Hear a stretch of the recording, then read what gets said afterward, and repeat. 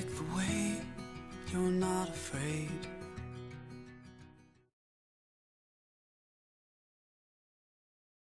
I found Quark was a good thing to use for my double page spread and my contents page because it helped me get the professional looking layout. I also learnt that I could have minor details such as drop capitals. One disadvantage of Quark would be that I started off using Quark 7 and it was difficult to use. Then I downloaded Quark 8 at home so I could do some work and I found it was easier. I should have known that from the start and used Quark 8. Also, although it is good for layout, I think that Quark was really horrible for the design aspect of work, and it sometimes took me a long time to get things right and looking how I wanted them to look.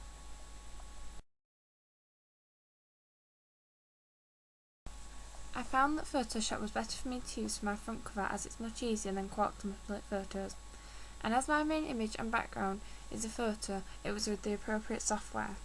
It has many tools and simple features which are useful once you get to grips with it. I also think that Photoshop is better for adding effects such as drop shadows, bevels and glows. The only disadvantage I found when using Photoshop was it was hard to use at first and some features can be quite confusing to understand when you first come to use it.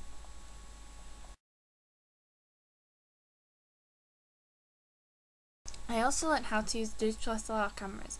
These were initially harder to use than I first thought. I found that when I was using them, the picture quality was far better than digital cameras. Although they were first hard, once I got the hang of them, they were as simple as digital cameras to use.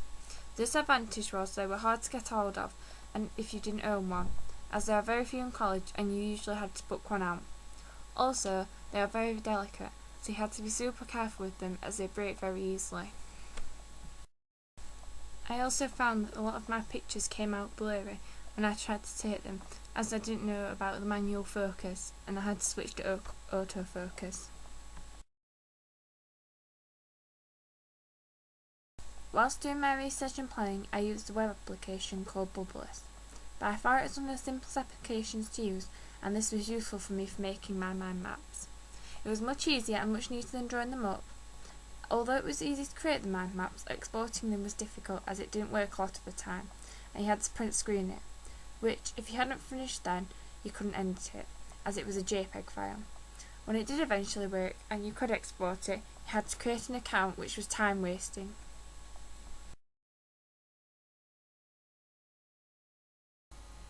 YouTube has helped me throughout my project. It is a video sharing website where you can upload and view videos via the internet. I found this website useful because there was a size limit on my email attachments to my blog, so I could upload my videos to YouTube, copy the URL and paste it into an email, then send it to my blog. I also found it useful that I could access it from anywhere, which meant I could upload videos not only at college but at home as long as I had the internet. I found that the disadvantages to YouTube were sometimes it took ages for the videos to upload, so I was waiting a long time before I could put them on my blog.